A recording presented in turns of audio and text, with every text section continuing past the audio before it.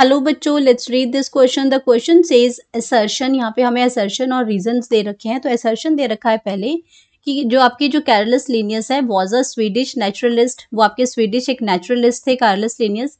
और रीजन दे रखा है कि Linnaeus is called father of taxonomy, उसको हम फादर ऑफ टेक्सोनॉमी कहते हैं। तो हमें बताना है कि क्या असर्शन और रीजन दोनों स्टेटमेंट ट्रू हैं, क्या आर जो है वो करेक्ट एक्सप्लेनेशन दे रहा है, या फिर ए और आर दोनों ट्रू है या फॉल्स हैं। तो सबसे पहले हम बात करेंगे की कॉन्सेप्ट की बात करेंगे।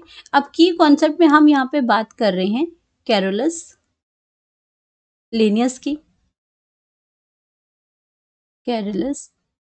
की हम यहाँ पे बात कर रहे हैं।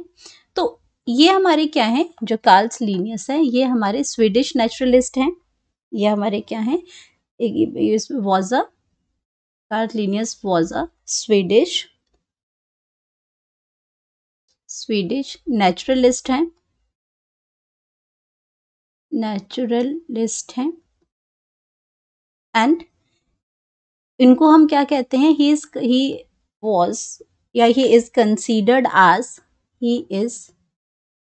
Considered as father of taxonomy, binomial nomenclature, nomenclature, जो आपका जो बायनोमियल जो नॉमेनक्लेचर है ये दैट इज गिवन बाय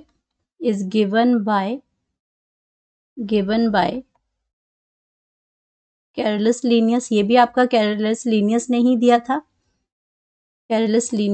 दिया था बायनोमियल नॉमेनक्लेचर भी। और इसीलिए इनको फादर ऑफ टेक्सोनॉमी भी हम उनको कहते हैं, जो क्लासिफिकेशन जो सिस्टम जो शुरू किया था। बायनोमियल नॉमेनक्लेचर में जीनस और स्पीशीज के जो दो नाम आते हैं, जैसे आपका मैंगीफेरा इंडिका है तो मैंगीफेरा जीनस आ जाएगी और इंडिका स्पीशीज आ जाएगी। तो ये नाम भी जो इस टाइप का जो नॉमेनक्लेचर है ये भी इसमें कैरलस लीनियस ने ही दिया था। और इस पे आपका क्या है, सिस्टम नेचुरे, इन्होंने उनकी जो और इनको जो सिस्टेमा नेचुरे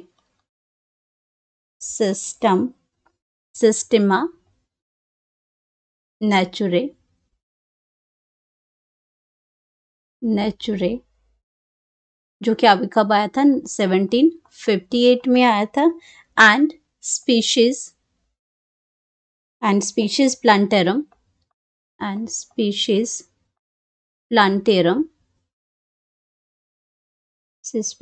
प्लांटेरम जो कि इन्होंने कब पब्लिश की थी, जो स्पीशीज प्लांटेरम थी ये आपकी जो इसमें आपके जो प्लांटेरम थी ये पहले आई थी 1753 में। तो ये आपकी क्या थी, इनकी आर द फेमस पब्लिकेशन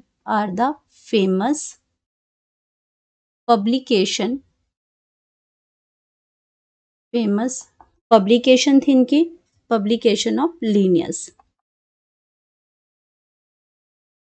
तो अब हम अपनी स्टेटमेंट्स के बारे में देखते हैं। तो स्टेटमेंट में लिखा है कि जो आपके कैरलस लीनियस हैं ये एक स्वीडिश नेचुरलिस्ट हैं। ये बिल्कुल सही स्टेटमेंट है, ये स्वीडिश नेचुरलिस्ट ही हैं। सेकंड था, Linnaeus is called a father of taxonomy, ये स्टेटमेंट भी बिल्कुल करेक्ट है कि उनको हम क्या कहते हैं, फादर ऑफ टेक्सोनॉमी भी कहते हैं इनको। इन्होंने आपका बायनोमियल नॉमेनक्लेचर भी दिया था। तो स्टेटमेंट दोनों ट्रू आ जाती हैं। स्टेटमेंट ए असर्शन भी ठीक है, रीजन भी ठीक है, लेकिन but R is not the correct explanation of A. तो यहाँ पे करेक्ट एक्सप्लेनेशन की कोई बात नहीं है। दो स्टेटमेंट्स बता रखी हैं कैरलस लीनियस के बारे में, दोनों स्टेटमेंट्स ट्रू हैं। तो पहला ऑप्शन तो गलत हो जाएगा, स्टेटमेंट्स तो ट्रू है बट करेक्ट एक्सप्लेनेशन की बात यहाँ पे नहीं हो रही है। तो बी ऑप्शन हमारा करेक्ट हो जाएगा। बाकी ऑप्शन हमारे गलत हो जाएंगे, क्यों? क्योंकि उसमें एक स्टेटमेंट को ट्रू बता रखा है, एक स्टेटमेंट को फॉल्स बता रखा है, जबकि यहाँ दोनों स्टेटमेंट्स क्या है, ट्रू है। तो हमारे पास अगर हम करेक्ट ऑप्शन की बात करते हैं तो करेक्ट ऑप्शन हमारे पास बी आ जाएगा, क्योंकि दोनों स्टेटमेंट्स आपकी ट्रू है बट आर जो है वो आपका जो रीजन जो है वो कोई करेक्ट एक्सप्लेनेशन नहीं दे रहा है उसका। तो यहाँ पे हम लिख सकते हैं करेक्ट ऑप्शन। तो करेक्ट ऑप्शन हमारे पास आ जाएगी B. Hope you understood it well. Best of luck.